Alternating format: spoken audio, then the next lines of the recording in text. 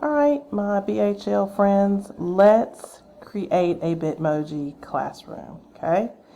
First, you want to go to your Google Slides, and you want a blank slide to start with. So delete off the title and the subtitle there, and let's find us a background first, and you can build from your background. So we're going to go and click on background, and we're going to click on choose image.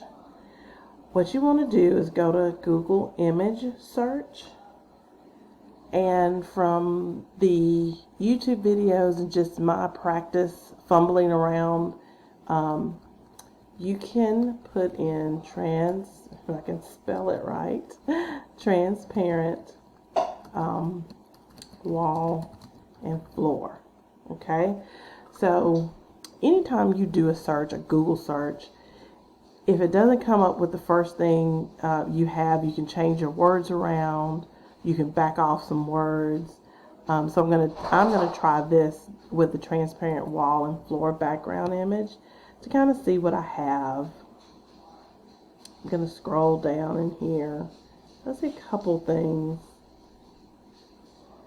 but if nothing really catches my eye, I can back up off of these words here and try to see if anything different comes up here. Okay, and kind of looking down through here, I don't know, I did kind of see something that I liked when I had background and image in, so I'm going to go back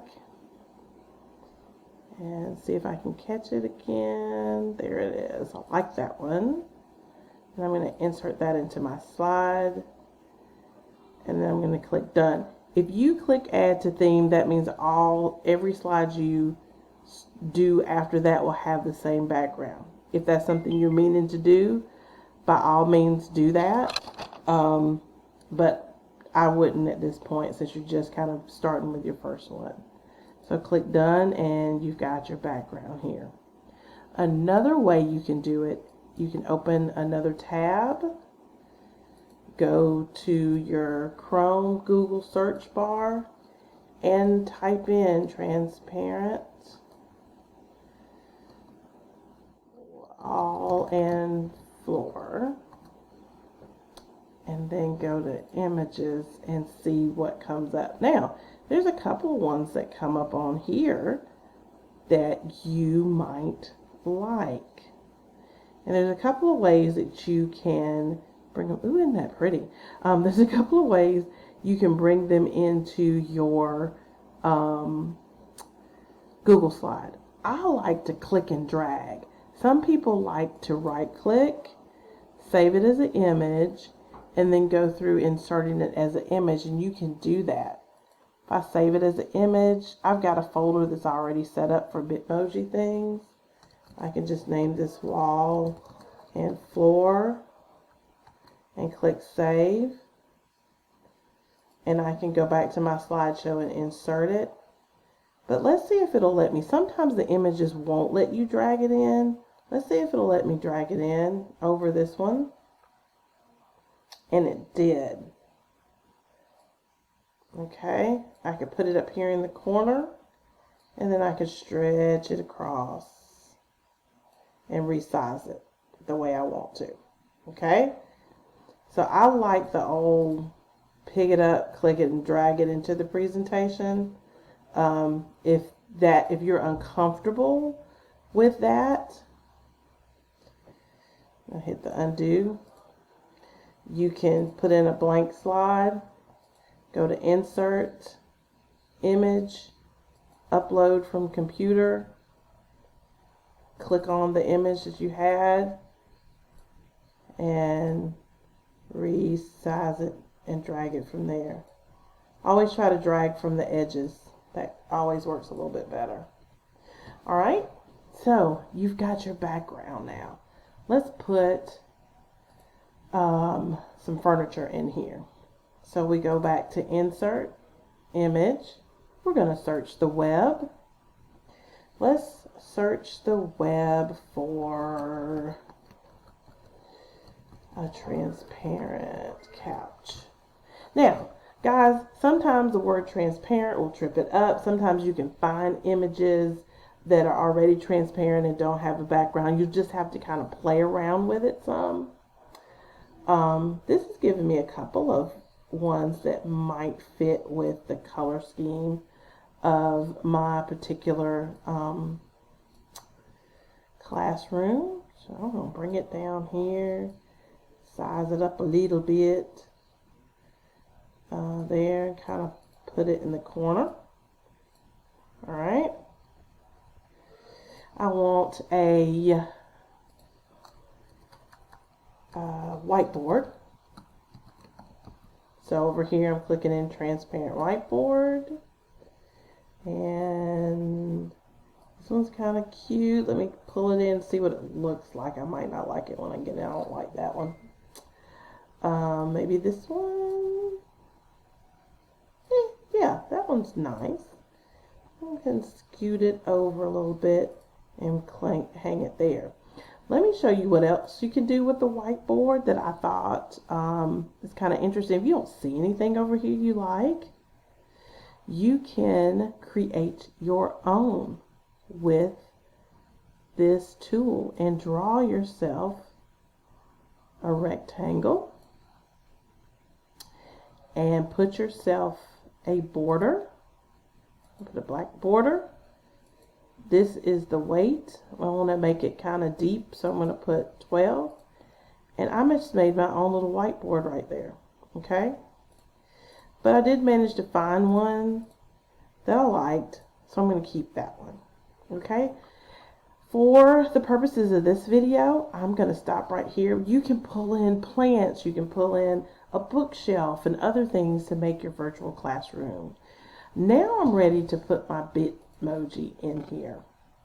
And if you haven't downloaded or added the Google Chrome extension for your Bitmoji, this is going to be very helpful for you to do. It's on my slideshow, the link to add it to your Chrome.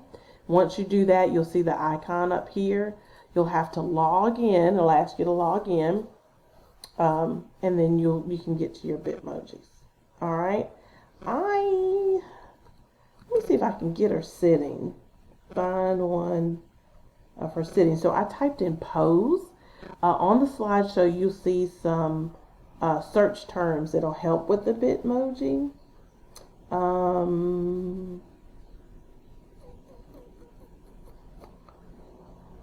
Really don't want her falling back on the couch, but I don't know. Let's see how that might work. That might be fun. Now she's kind of turned differently here, right? I mean, she could fall back on the couch that way. But if I right click her and I go to rotate, I always have to play with these because, you know, I used to like math. That used to be my favorite subject. But it's not always, like I never can really tell, do I do it horizontally? Do I do it vertically? I think I'm supposed to do it horizontally. Ha, that worked. So you can play around with those, and I like her kind of falling back that way. You could hang some posters over here or whatnot. So this is just, you know, a basic way to put this together. You can add links in here in the slideshow presentation that I have. There's some examples of what teachers use this for. Some put it on their website. Some use it as a daily announcement and have videos linked in here. Have messages written on the board up here. There's lots of different things that you can do. So this first video is just a basic how to kind of put the classroom together. You're going to want to title your presentation so you can find it.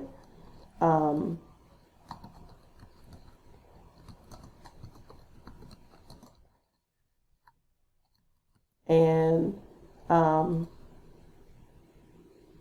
I have folders in my drive. So I'm going to put this slideshow in my drive. Um, if this background is something you really like, some people use the slide in different ways. If you share it in a view format to your kids, and then have your links, they should be able to click on the links and not move things. But it just really depends on how you share it and how you use it. So a tip, if this is going to be your background the whole time, or if this is something you don't want to ever change, these elements here, you can go to File, Download, and save it as a JPEG or a PNG. I tried to save it as this, and that actually had the best picture quality, but you can't really do anything. It doesn't recognize it coming back in the slide. I just kind of played around with things. They recognize JPEGs, GIFs, and PNGs. Just a word of caution, the more you save the slide, the lower the picture quality becomes. But if that doesn't bother you and you really want it and don't want things to slide around, if there's something that you're using it for that's interactive, where you're having kids slide certain things on the slide, but there's some things you want to stay stationary, that's one way of doing it, is to go to download, go to File, Download, and save it as a JPEG or a PNG. Okay. So I hope that this little short tutorial was good for you to get started and get your Bitmoji classroom going. Bye.